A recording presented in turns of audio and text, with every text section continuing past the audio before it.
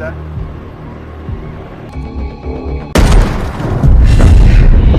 Halo semua, selamat datang di alur cerita film Love for Movie. Gimana kabar kalian hari ini? Semoga sehat selalu dan dimudahkan segala urusannya. Pada episode kali ini Mimin mau ngebahas alur cerita film yang berjudul Ambulans yang dirilis pada tahun 2022. Ya udah, tanpa berlama-lama lagi, mari kita masuk ke filmnya. Semonggo.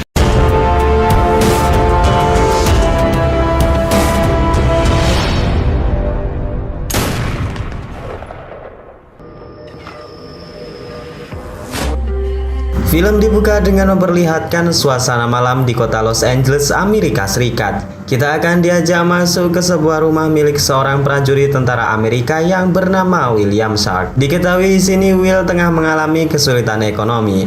Ia menelpon pihak asuransi pemerintah untuk memberikan dana pengobatan istrinya yang sedang mengalami sakit kanker. Namun meskipun ia adalah seorang tentara yang sudah mengabdi untuk negaranya, Will justru mendapatkan penolakan dengan beberapa alasan yang kurang masuk akal.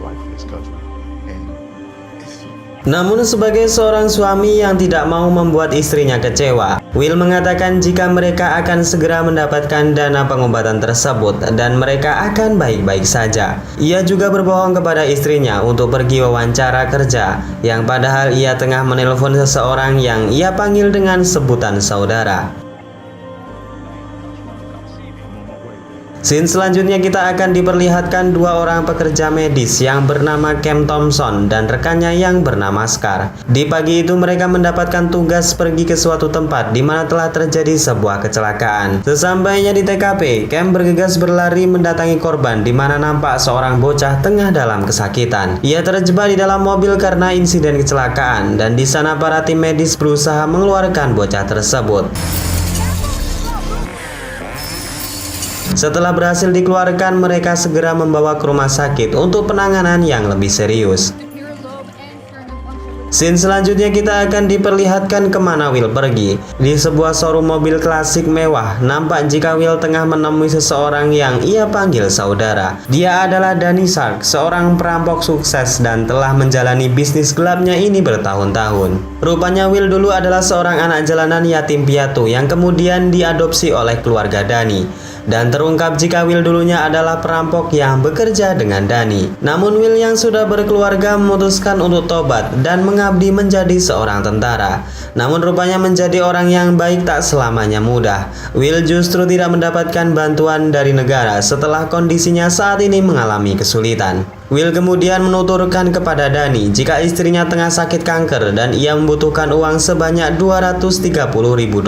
Danny kemudian mengatakan jika ia bisa saja memberikan uang lebih dari apa yang dibutuhkan Will saat ini. Dengan catatan Will harus kembali membantunya dalam sebuah aksi perampokan di bank yang berada di pusat kota. Bank tersebut diyakini menyimpan uang tunai sekitar $32 juta dan tim Danny telah siap dengan kendaraan dan senjata yang akan mereka gunakan untuk merampok. Semula Will menolak ajakan Danny, namun Danny kembali meyakinkan jika misi ini adalah untuk kesembuhan istrinya. Danny terus meyakinkan Will dan mengatasnamakan saudara untuk aksi yang brutal ini. Di sana Will yang sudah bingung harus kemana lagi mendapatkan uang, kemudian terpaksa ikut bergabung dalam misi perampokan tersebut. Scene kemudian beralih menunjukkan dua orang polisi yang bernama Zack dan satu rekannya yang bernama Mark. Di sana mereka tengah menceritakan seorang wanita yang tengah disukai oleh Zack. Wanita tersebut bernama Tim Kelson yang saat ini tengah bekerja di bank pusat kota. Zack mengatakan jika ia masih ragu untuk menyatakan perasaannya karena takut jika cintanya ditolak. Mark yang mendengar curhatan hati sahabatnya merasa ingin membantu. Ia pun memaksa Zack untuk menyatakan perasaannya secepat mungkin dan ia akan mengantarkannya ke bank di mana Tim bekerja. Sedangkan di mobil yang berbeda, Will dan komplotan perampok yang dipimpin oleh Danny tengah berada di pusat kota. Randazzo yang mengoperasikan kendaraan mengatakan jika mereka telah dekat dengan bank dan saatnya untuk bersiap-siap.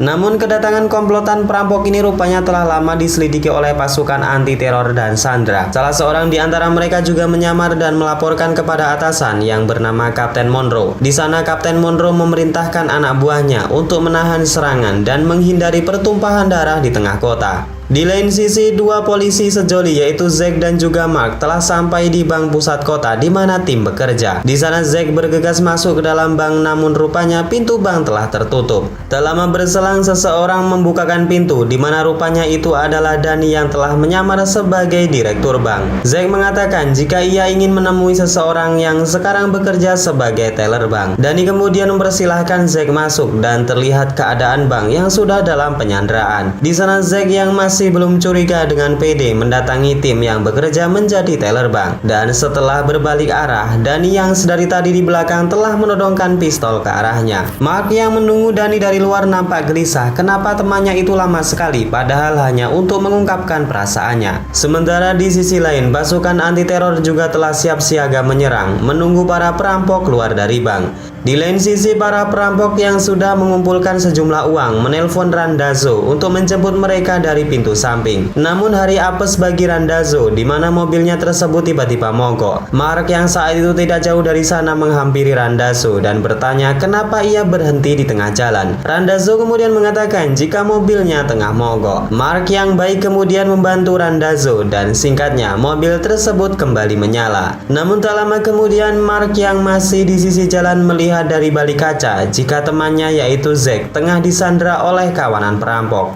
Dan inilah yang kemudian terjadi.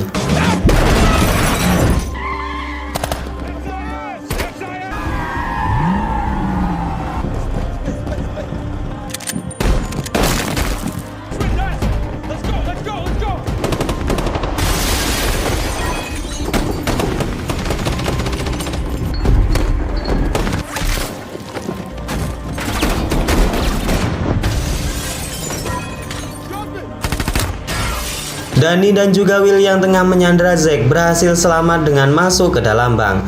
Namun mereka terjebak di dalam basement karena jalan di depan mereka telah buntu. Pada saat itu Zack yang mendapatkan celah berusaha menyerang Danny dengan berusaha mengambil senjatanya. Namun Will yang sigap segera menembak Zack hingga ia pun kesakitan.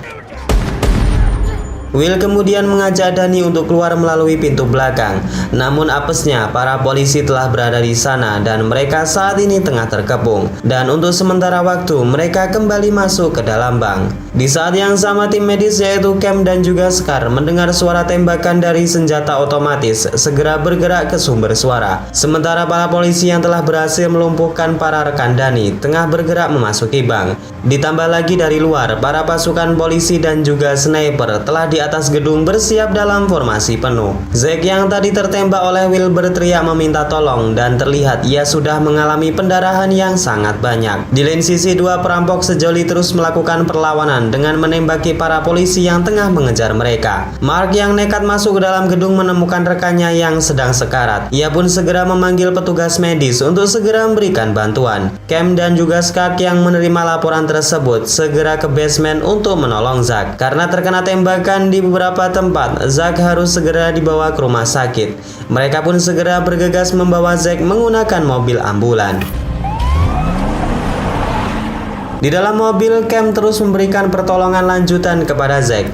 Namun Shark yang mengemudikan mobil tiba-tiba mengangkat tangannya dan menghentikan laju kendaraan. Rupanya di depan mereka terdapat Danny dan juga Will yang menemukan tumpangan untuk keluar. Shark dipaksa untuk keluar dan sekarang mobil ambulan tersebut sepenuhnya dalam bajakan mereka. Namun sebelum keluar, para polisi yang tiba langsung menghentikan laju ambulan. Mereka rupanya masih belum mengenali wajah Will yang saat itu berpura-pura sebagai seorang petugas medis. Begitupun dengan Cam, ia diancam oleh Danny sehingga penyamaran mereka tidak diketahui oleh polisi. Tak lama kemudian, Mark yang tengah berjaga menemukan Shark yang sudah terluka. Di sana Shark mengatakan jika ia dipaksa untuk keluar oleh Danny dan sekarang ambulan sudah dibajak oleh mereka. Mendengar hal itu, Mark sangat terkejut. Ia pun segera memberitahu rekan-rekannya. Dan heli patroli yang mendapat laporan segera bergerak untuk melacak kemana ambulan itu pergi. Namun sayangnya nih guys, alat GPS di mobil ambulan tersebut telah dibuang oleh Will di tengah jalan, sehingga membuat para polisi yang berpatroli kebingungan. Saat mereka bersembunyi dari pantauan helikopter polisi, Cam tiba-tiba memberikan perlawanan dan mencoba melepaskan diri.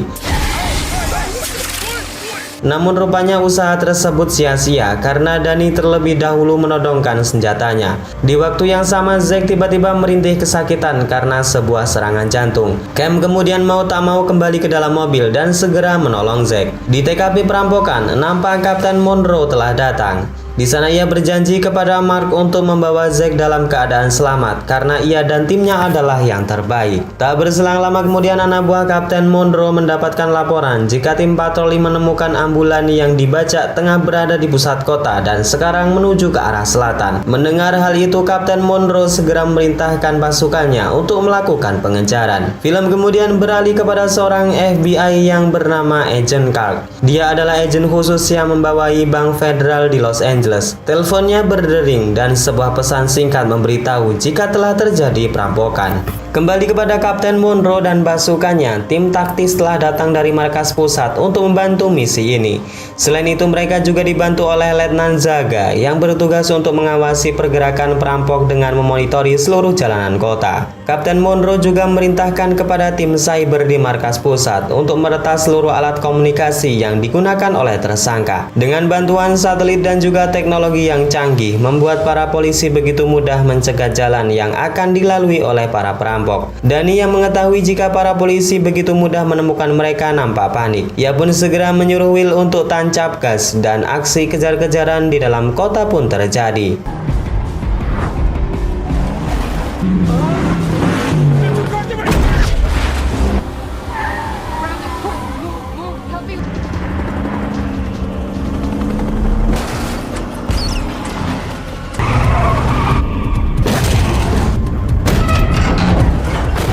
Setelah berjibaku, akhirnya para perampok ini berhasil lolos dari kepungan. Namun walaupun begitu, helikopter patroli masih terus mengawasi mereka. Di lain sisi, Dani yang merasa terpojok kemudian menelpon seseorang untuk minta bantuan. Rupanya dia adalah ayah angkat Dani yang juga seorang bandar mafia besar. Dani meminta Papi untuk menyiapkan beberapa mobil ambulan yang serupa untuk mengelabuhi para polisi. Jika rencana ini berhasil, uang sebanyak 8 juta dolar akan diberikan kepada Papi.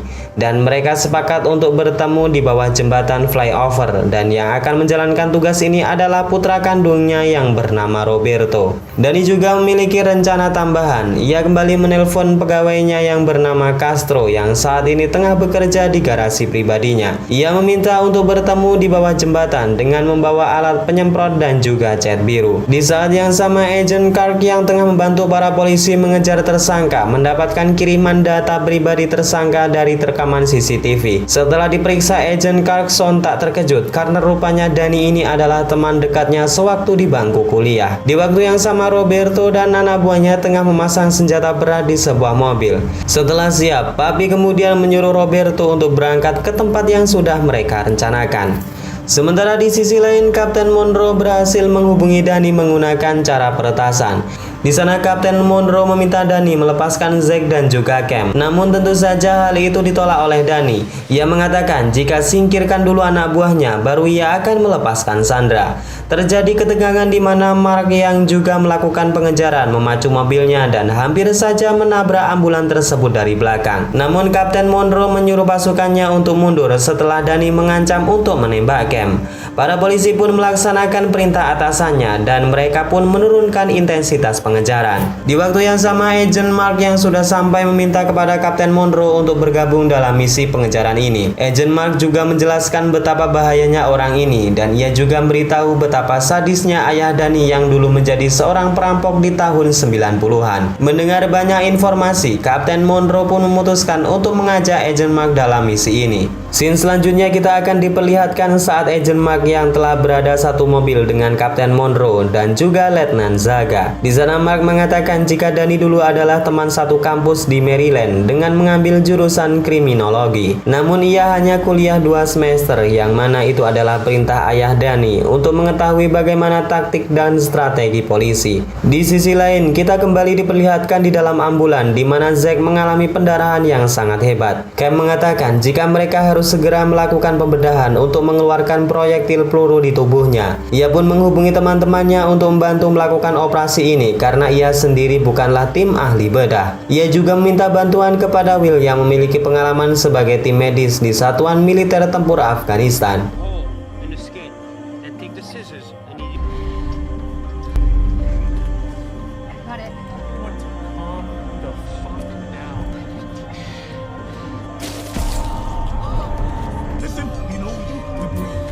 Sempat terjadi ketegangan karena komunikasi mereka yang terputus. Namun pada akhirnya Cam dan juga Will dapat menyelamatkan Dani dan mengeluarkan proyektil peluru di perutnya. Melihat perjuangan sesama medis, Will nampak simpatis. Ia pun berjanji kepada Cam untuk membebaskan mereka berdua ketika nanti mendapatkan kesempatan. Di waktu yang sama, Roberto yang menerima telepon dari Dani telah siap untuk menuju ke lokasi yang telah mereka sepakati. Kapten Monroe yang khawatir dengan keselamatan Zack kemudian bertanya kepada dokter bedah yang tadi dihubungi oleh Cam. Di sana dokter tersebut mengatakan jika komunikasi mereka terputus saat limpa Zack pecah, dan dengan limpa yang pecah kemungkinan besar Zack telah tewas. Mendengar jika operasi tersebut gagal membuat Monroe sangat marah. Ia pun mengerahkan pasukannya dengan kekuatan penuh untuk menghabisi para tersangka. Pasukan cepat tanggap yang menerima info tersebut segera mengambil posisinya masing-masing. Tim sniper juga telah siap siaga di menara. Pasukan penyerbu yang di bawah juga telah dikonfirmasi dengan perintah tersebut dan mereka telah siap untuk menyerang.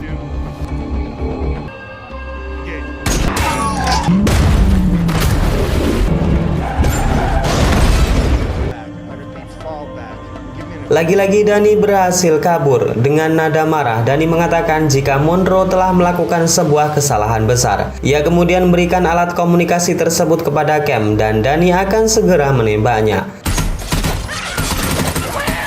Will kemudian melarang Dani untuk membunuh Cam. Ia pun berupaya menggagalkan aksi Dani dengan menginjak rem sehingga Dani terpental ke belakang. Will berhasil menenangkan Dani. Mereka pun segera menuju ke titik di mana Roberto dan anak buahnya menunggu. Tak lama berselang, Will menerima panggilan video dari istrinya. Ia menanyakan bagaimana wawancaranya hari ini. Will kemudian dengan terpaksa mengatakan jika ia lulus diterima bekerja, yang padahal ia sendiri sedang menghadapi sebuah masalah yang begitu besar. Scene kemudian menunjukkan di mana titik lokasi yang telah dijanjikan oleh Roberto dan anak buahnya. Terlihat beberapa ambulan telah disiapkan lengkap dengan cat hijau yang dibawa oleh Castro. Namun mereka yang terus dibuntuti oleh helikopter mendapatkan masalah. Baku tembak dan kejar-kejaran pun kembali terjadi.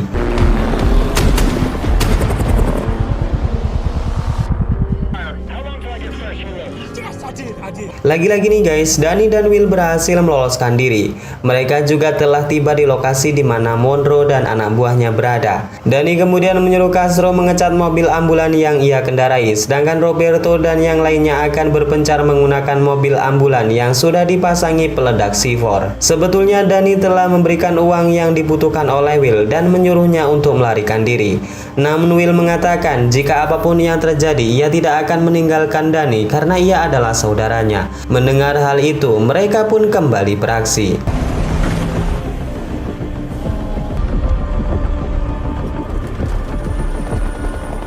Monroe dan anak buahnya sangat terkejut setelah melihat 3 mobil ambulan keluar dari bawah jembatan. Monroe semakin marah dan menyuruh pasukannya untuk mengejar satu persatu ambulan tersebut.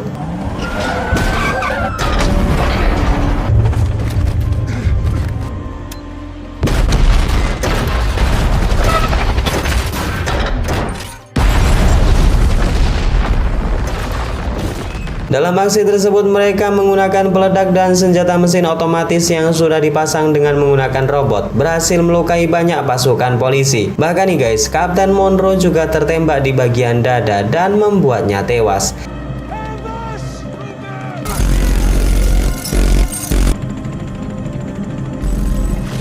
Namun sayangnya Monroe yang menjadi otak dalam penyerangan ini ketahuan. Ia kemudian dikejar oleh Mark. Mereka saling bergulat dan tak sengaja Mark membunuh Monroe dengan pistolnya.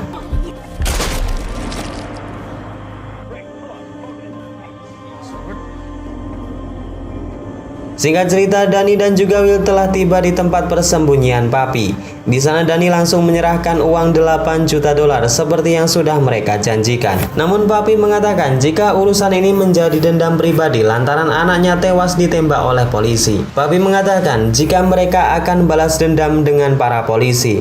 Maka dari itu Papi meminta menyerahkan 2 orang sandera yang berada di dalam mobil ambulan. Mendengar hal itu, Will jelas menolaknya. Ia mengatakan jika bagaimanapun caranya ia telah berjanji untuk menyelamatkan mereka berdua. Ketegangan terjadi di mana baku tembak tidak terbendung setelah Papi menyuruh anak buahnya untuk menyerang Dani dan juga Will.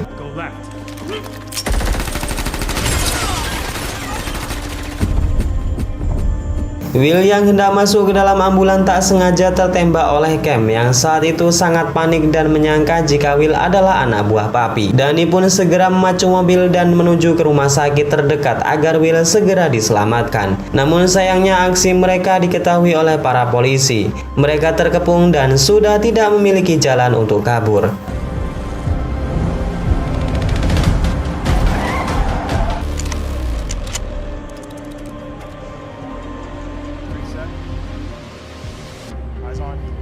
Agent Clark yang sekarang memimpin operasi sebenarnya sudah memberitahu para polisi untuk menahan tembakan. Namun mereka juga tak punya banyak waktu karena Will telah dalam kondisi kritis. Jalan satu-satunya adalah membawa Will keluar dan segera ditangani lebih lanjut. Pintu ambulan terbuka dan inilah yang terjadi.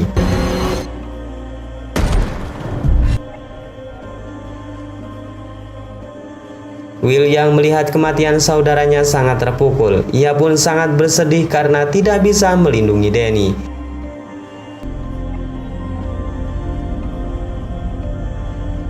Zack segera ditangani oleh rumah sakit, sedangkan Cam segera diamankan oleh Agent Clark. Istri Will yang melihat suaminya berusaha untuk menolongnya, namun ia dicegah oleh para polisi yang sedang berjaga. Cam yang dari jauh kemudian mengusir para polisi dan berusaha untuk menyelamatkan Will. Polisi dengan sengaja tidak mau membantu Cam dan membiarkan Will mati saja. Cam semakin emosi. Ia mengatakan kepada Mark jika orang ini yang telah menolong sahabatmu, dan jika bukan karena orang ini, Zack tentu sudah tewas. Mendengar hal itu, Mark pun kemudian mau membantunya memapah ke dalam rumah sakit untuk segera ditangani para medis. Setelah menyelamatkan Will, Cam pun kemudian menemui istri Will. Di sana istri Will mengungkapkan permohonan maaf suaminya karena telah menyandramu tadi. Bergegas pergi, Cam mengatakan jika Will adalah orang baik dan ia telah menyelamatkan nyawaku. Namun siapa sangka tanpa sepengetahuan siapapun, Cam diam-diam memasukkan segepok uang yang kemudian ia berikan di kereta bayi milik istri Will. Singkat cerita, Clark kemudian menemui Zack yang saat itu sudah siuman. Di sana Clark menunjukkan dua buah foto kepada Zack dan bertanya siapa yang telah menembakmu. Zack kemudian menunjuk foto Will dan mengatakan jika orang inilah yang telah menyelamatkan nyawaku. Dan kemudian film ini pun selesai. Oke, segitu aja guys alur cerita pada episode kali ini. Semoga kalian suka dan dapat mengisi waktu kosong kalian. Saya Najah undur diri. Wassalamualaikum warahmatullahi wabarakatuh.